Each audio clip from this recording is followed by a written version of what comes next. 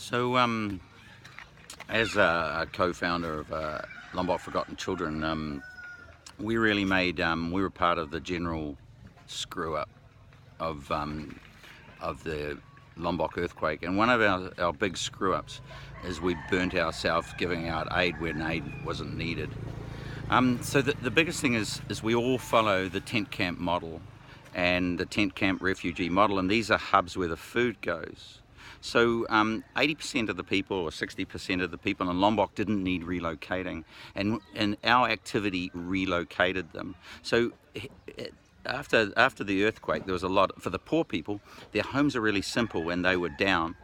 And all that had to be taken off was the roofing iron, clear the house pads, you can see here, and recover the toilets.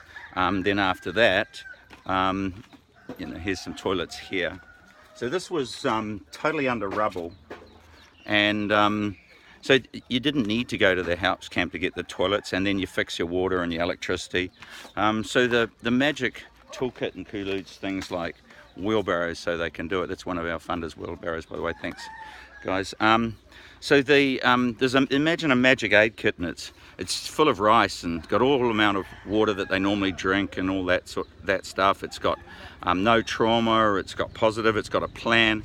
It's got nails and roofing iron and steel, and that's all coming out of the houses that are recovered. It's got the beds. 70% of the beds are recovered. The stoves are recovered. Everything's sitting under that rubble, and a large amount of it is fine. So by taking them away, things like chickens and that, they eat them all that, and then it's gone. Whereas if you can keep them here after the earthquake, that's pretty safe.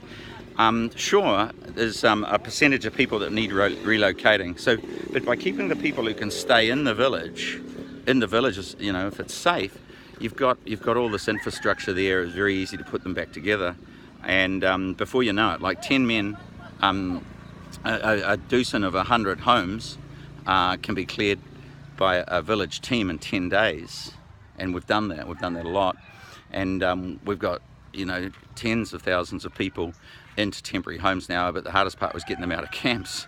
So with Sulawesi, it's going to be even harder. We're heading up there.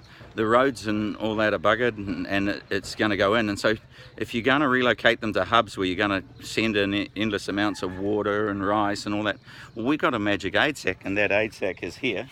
And it comes in the form of the big hammer. These are tools for knocking things down, not for building them. So they're not used to using them, but they sure know how to use them when they need to. And you can see, like everything is so easily knocked down.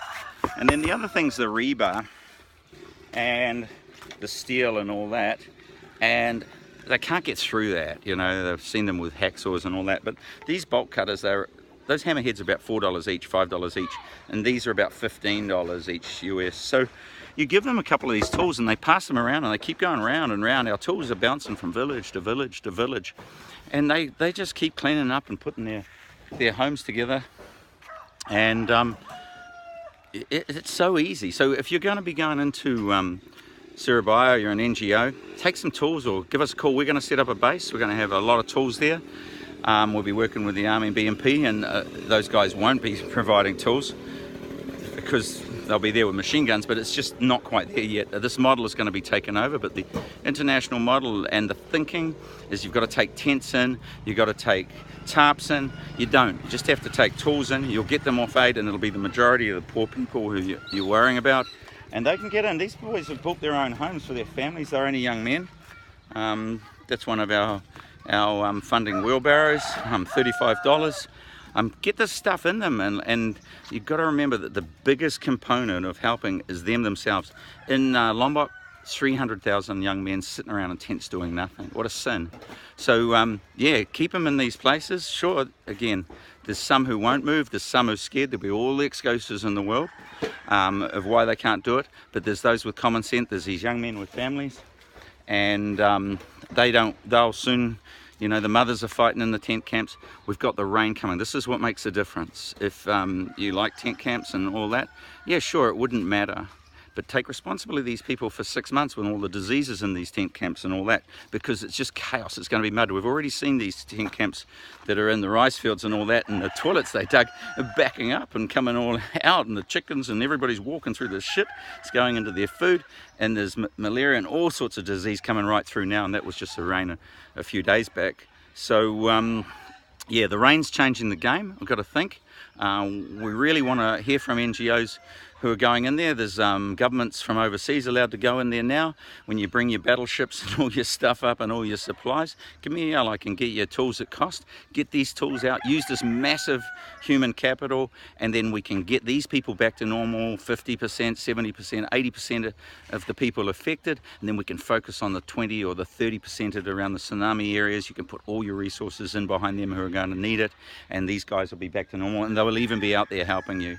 So yeah, we've proven it. We've got lots of people now ready for this rain. They're not in the mud, they're on their house pad, they've got their toilets. Hey, they've even got their TVs and electricity and water pumping away. It's actually quite amazing what these people do. And the village is not without schools. So don't think they're helpless. These guys have got builders, they've got everybody in the village, and they get in and share. So there's chisels and all these sort of things. But give us a call.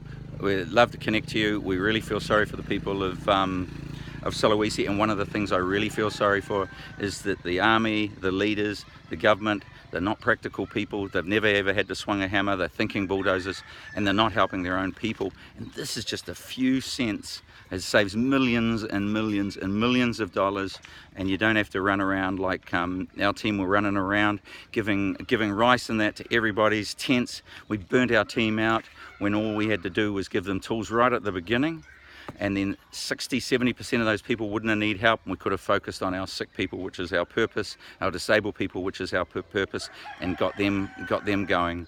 So yeah, don't fall into the trap that it's a global thing. These after these earthquakes, they'll come again, but a lot of these places are fine, and these temporary homes shake around a bit, but they don't fall down. They're not made of brick and all that. So yeah, love to hear anybody. We'd love to fast track anything. And yeah, hopefully we're not going to see this tent camp mistake for people who don't need to get moved out of tent camps, the refugee international sort of standard, and we're padding together a whole new model. We're in a modern world this day and age, and technology means we can find out more from people in these locations. Big thanks again to our funders. We're going in again. Lombok is really systemized now. So we're pumping tools out. There's 20 teams getting out today, 14 teams, 20 yesterday, and so we'll be ready to just pick up from all the stuff we've learned, and we're always learning. We adapt, and we don't lock our minds up on business plans or anything like that. We adapt and move. Thanks very much. We really appreciate the support.